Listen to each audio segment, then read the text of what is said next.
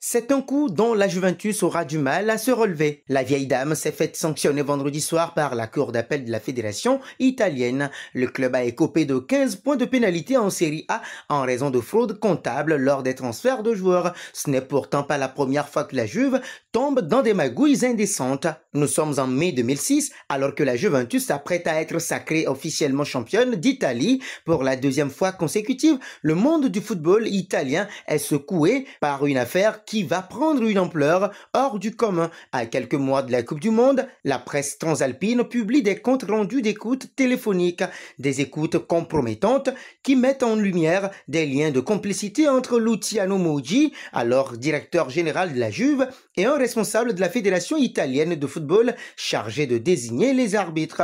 C'est le début du scandale de Calciopoli. La commission disciplinaire du football italien est saisie du dossier et décidera finalement de reléguer pure et simplement la Juventus Turin en Série B. Les nombreuses polémiques concernant les erreurs d'arbitrage et la présence de Luciano Moggi, directeur sportif réputé mais peu porté en estime de l'autre côté des Alpes, n'aident pas non plus le club à se sortir d'affaire. Le 11 mai 2006, Moggi et les 11 autres membres du conseil d'administration de la Juventus démissionnent, inculpés et accusés d'association de malfaiteurs destinés à la fraude sportive par le parquet de Naples, chargé de l'enquête. L'ancien directeur sportif de la Juve est suspendu de toute fonction sportive pour une durée de 5 ans. Le 14 juillet 2006, la commission d'appel fédérale publie la sentence du scandale Calciopoli. Le verdict tombe. La Juventus est rétrogradée en Série B avec 30 points de pénalité au classement. La vieille dame qui se voit également retirer ses deux derniers Scudetti, celui de 2005 ne sera pas attribué et celui de 2006 reviendra à l'Inter Milan,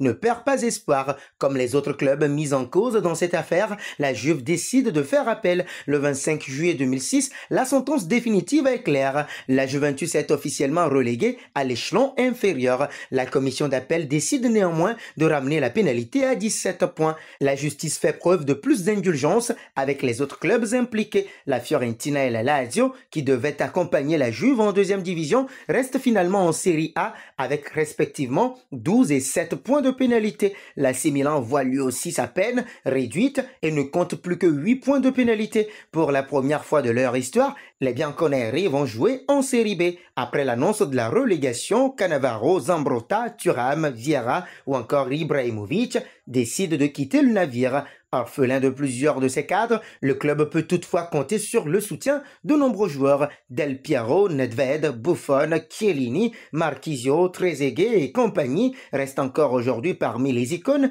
des tifosi. Avec un certain Didier Deschamps en tant qu'entraîneur, la Juventus qui écrase la concurrence ne restera qu'une saison en deuxième division. Pour cette fois-ci, alors que la perspective de revenir au devant du classement en Série A restait jouable, les joueurs de la Juventus tombent de haut. Difficile de se relever, sachant que ce sont les dirigeants eux-mêmes qui ont failli.